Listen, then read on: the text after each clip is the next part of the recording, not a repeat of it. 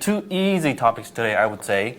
First is this extension to nonlinear systems. What we have learned actually apply to nonlinear systems. Adaptive control is itself nonlinear, not time invariant, not LTI control laws.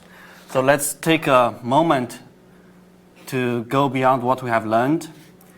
And then I'll talk about a principle that's very useful for controls. And then next time, we'll be ready to go from system identification to adaptive controls using not only what we have learned in system ID, but also some design principles for controls. So let's work on the first topic. So it is always, as a general rule, for nonlinear systems, you often have to do case-by-case study. You have to analyze the system. You have to spend time to understand the system dynamics in order to do good controls. And it's the same thing here. So it is always, main message is, it is always wise to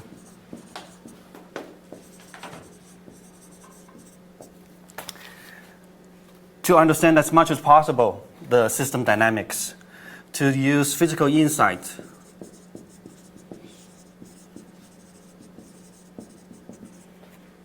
to characterize the nonlinearities.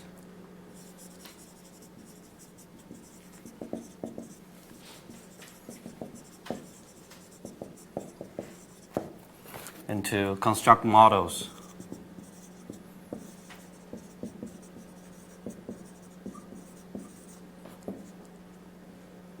And then a reasonably popular class of nonlinearities can be essentially solved using what we have learned in system ID. So many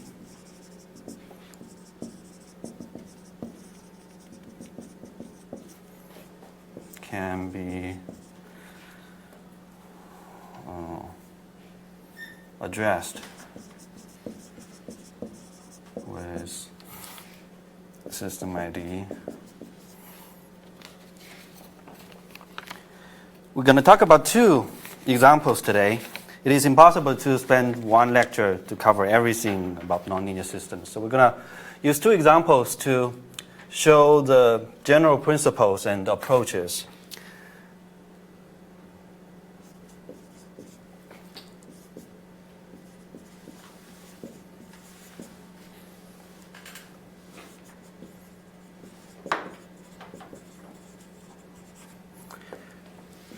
The first example is falling into this category called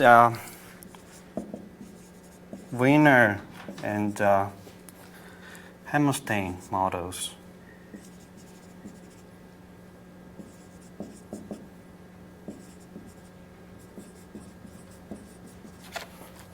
And then second is an example of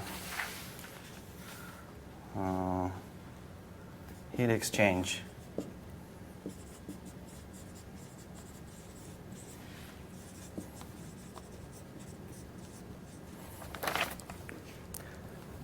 The second example, it will be completely a nonlinear system to start with.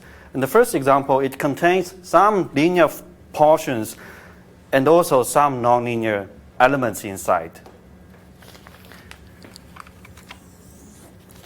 The lecture notes for this is on the website as well.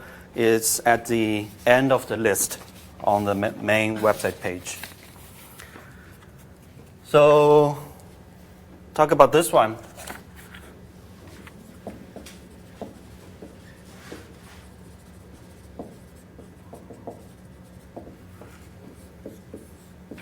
Many cases, we can have system models to be categorized in this way. A portion of the system dynamics is linear, and then on the input side, there are nonlinearities. For example, saturation is a class of nonlinearities. All right? And this kind of model is called Hammerstein. This is nonlinear.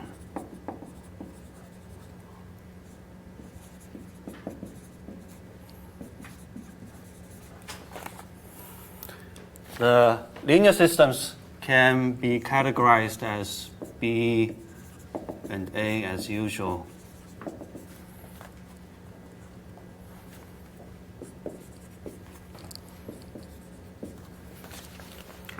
Then we can do system ID. If we don't have this is standard system identification.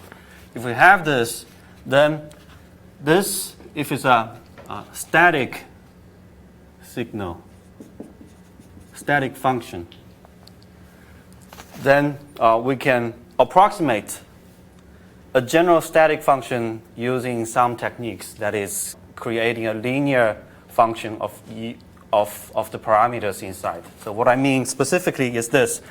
We may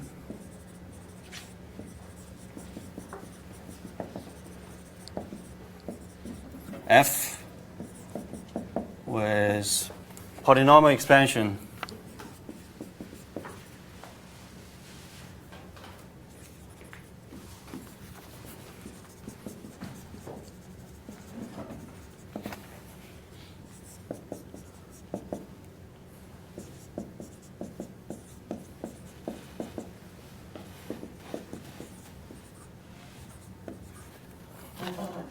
So let's do R's order polynomial approximation as example. It's going to be nonlinear in U still. All right? So it is a nonlinear function of U. But it has these parameters alpha, they are linear.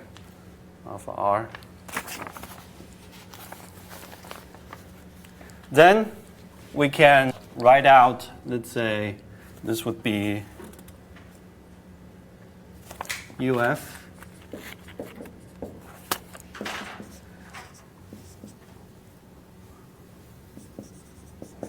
This will be a linear combination of these nonlinear terms.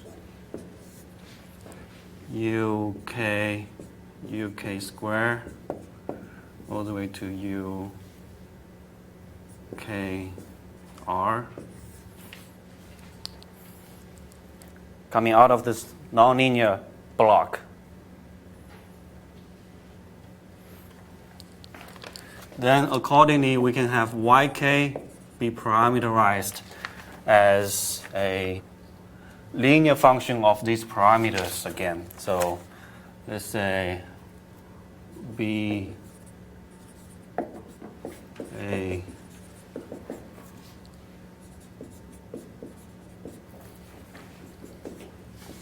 so AQY is B. Let's say B is the standard B0, B1, Bm, and A.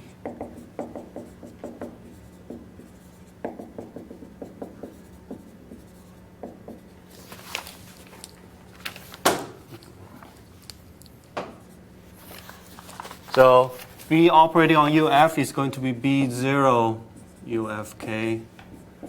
B1 UFK minus 1, Bm UFK minus m.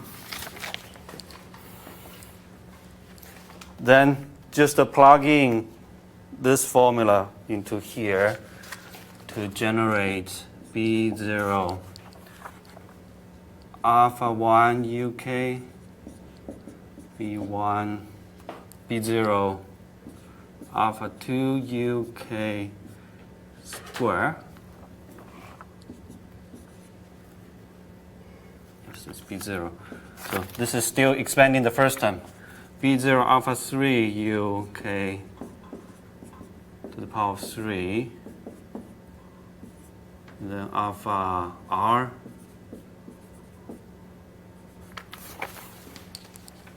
Like that.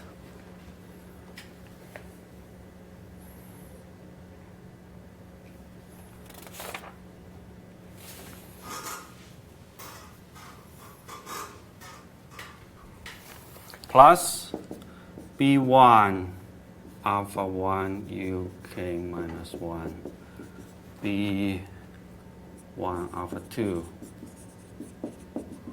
etc. Alpha R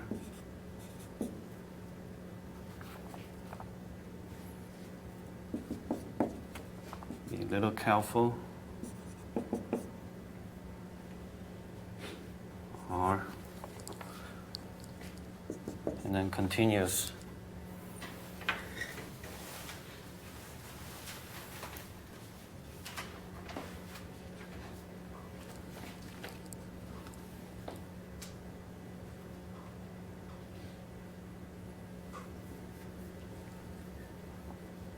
So up to this stage, now we need to make some design choices now. Looking at this, it is, if we know B0, B1, then this will be a linear function of alpha 1, alpha 2, etc. All right? Or if we don't know,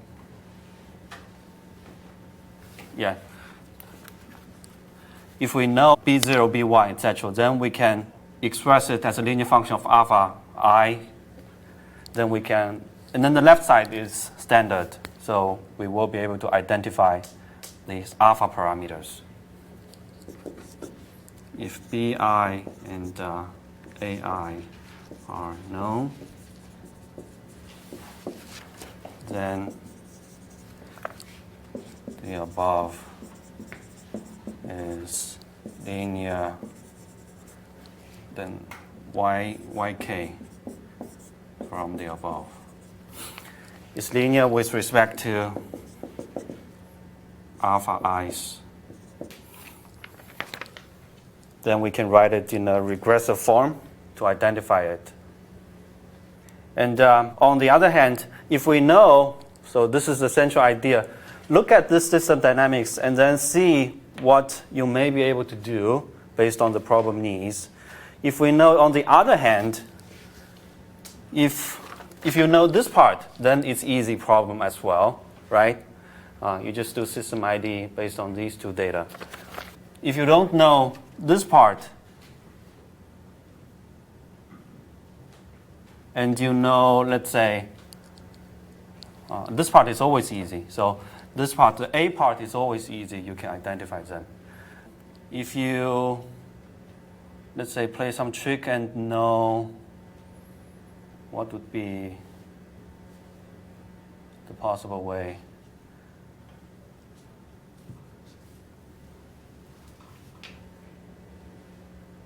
That might be all the combinations we can play, right?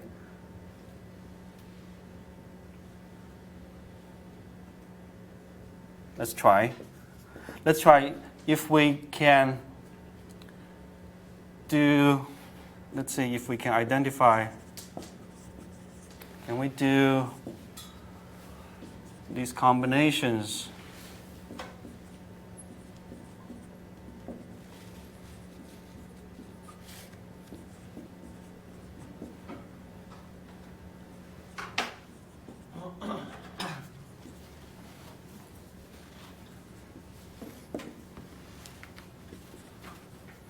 So this could also be identified, but the results will be mixed.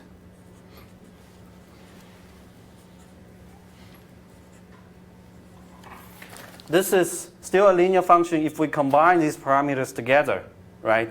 If we treat them, these two as a new variable, this is a new variable, then it's linear with respect to these new variables. We can identify them all together, but it's going to take some additional analysis if you want to separate them, understand what is B0, B1 out of this, which it may be possible, right? So that's also a possibility. So identify these combined composite parameters.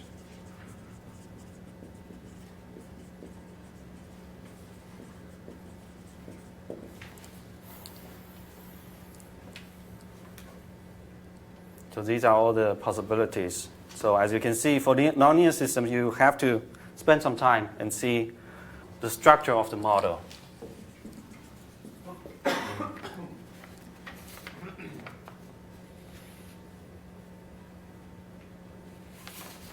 This is the first class. This is the nonlinearity happens at the input side. If the nonlinearity happens at the output side, this is called a Wiener.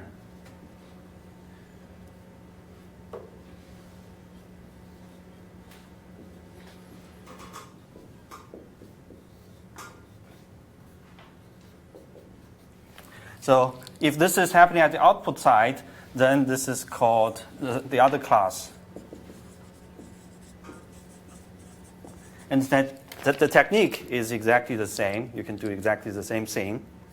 And if you have both input static nonlinearities and output static nonlinearities, this is called a Wiener Hammerstein model. Just combine these two. So this is the first type of nonlinear system identification that we can apply. The second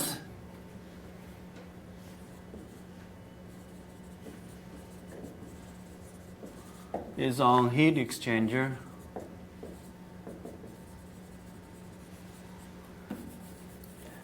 The model is, so if you have solar panel and heat up a house, then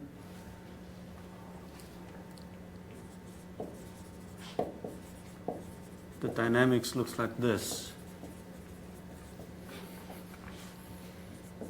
The temperature of the solar panel is going to be characterized as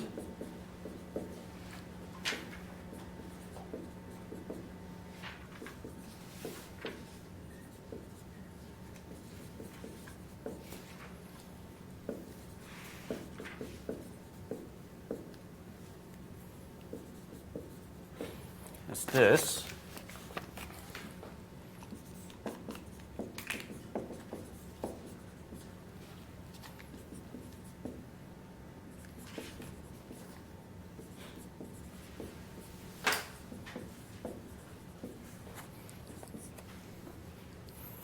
All right.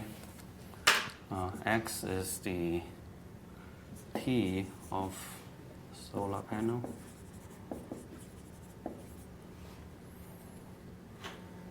I is measured disturbance.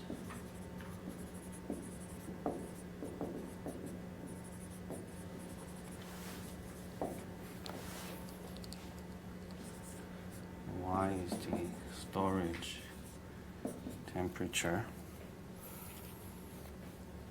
This is nonlinear. The input is multiplied with some of the state variables. And then what we care is the storage temperature inside the house. So want to do system ID from U to Y, U as the input and Y as the output. Professor, what is the input for this? U, it would be the solar energy.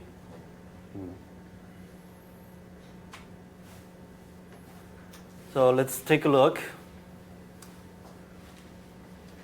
First, we don't, if X is an internal state and not cared in the system identification, let's try to eliminate X out of the picture.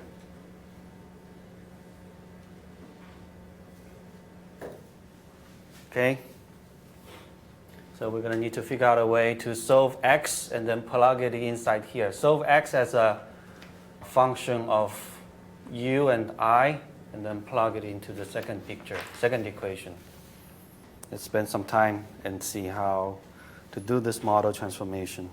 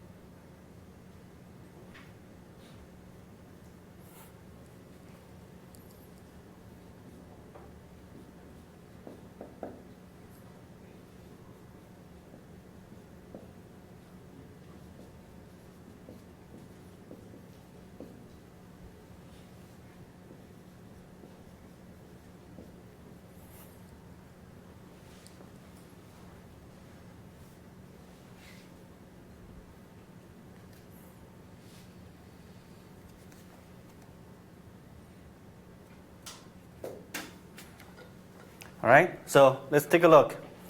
From the first equation, we have xk plus 1, just combine terms a little bit. 1 minus d3 xk minus d0 xk uk, and then plus d2 ik. From the second equation, we have xk is a function of y and u, and then the variables d0 and d1.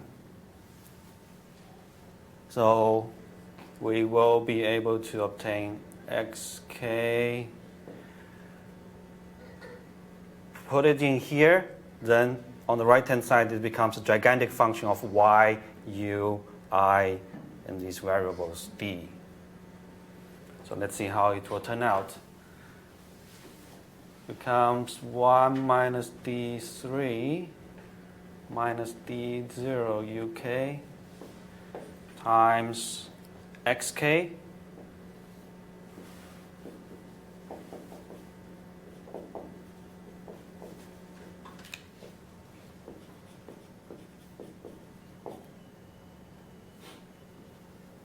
then plus d2i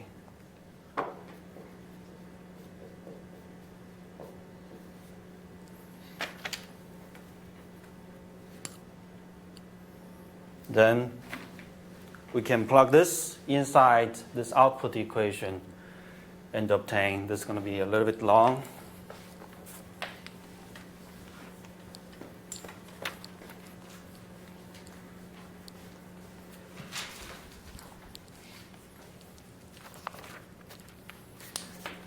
So yk plus 1 is going to be 1 minus d1 yk plus d0 uk times xk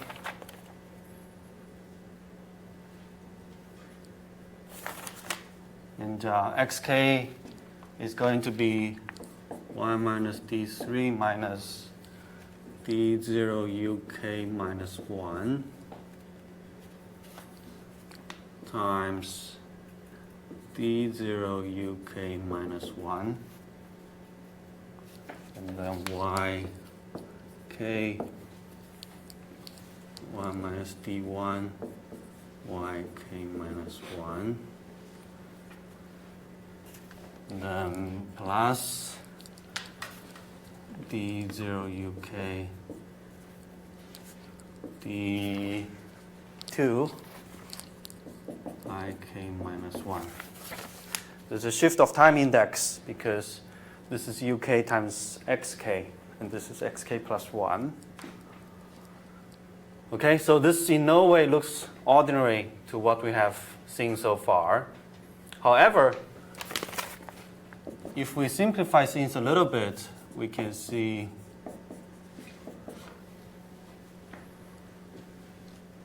let's multiply this out. It's going to be d0 1 minus d3 uk d0 uk minus 1 yk minus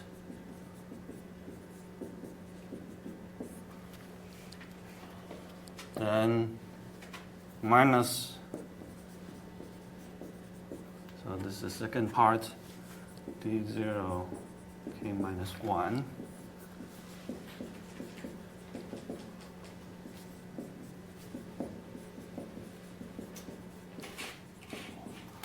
okay, things actually will look nicer and structured. Last term is d0 d2 uk ik minus 1. Some cancellation.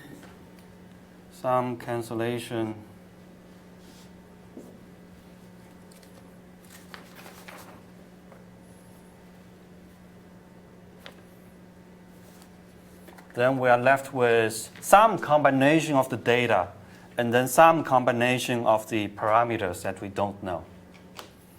So it becomes 1 minus d1 yk 1 minus d3 uk yk over uk minus 1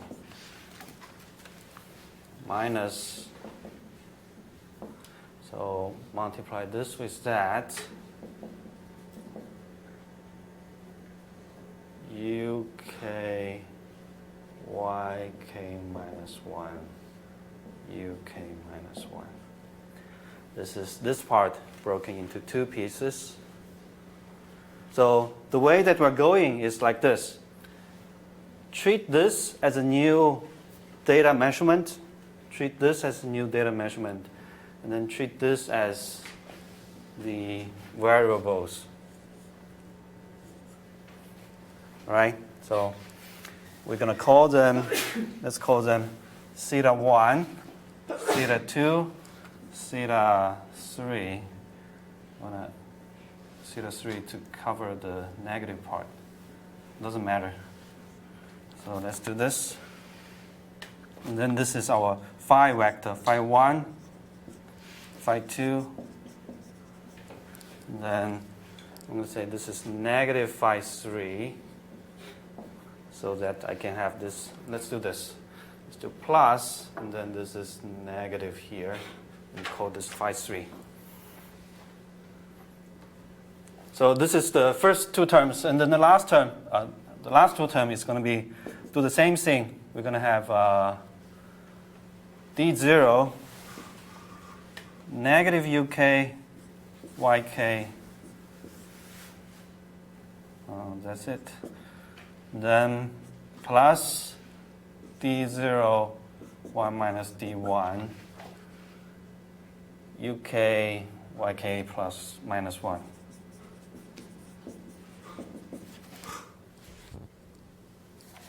Negative sign here, the negative becomes positive. So that's this term. And then lastly, it's going to become d0, d2, UK IK minus 1. And I'm going to consider this as theta 4. This is phi 4. This is theta 5. Then phi 5. Then theta 6. Phi 6.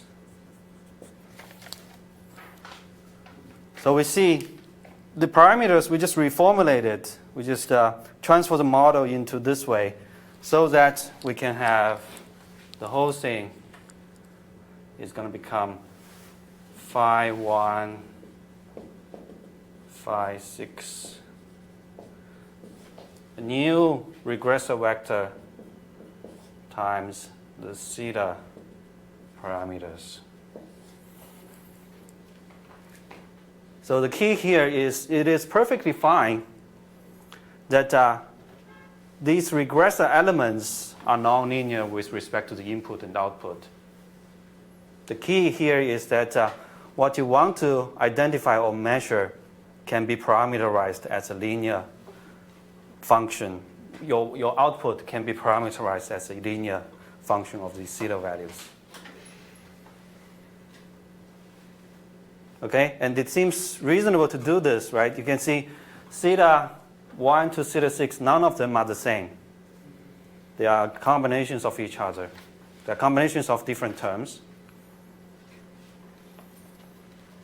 So that's the approach here.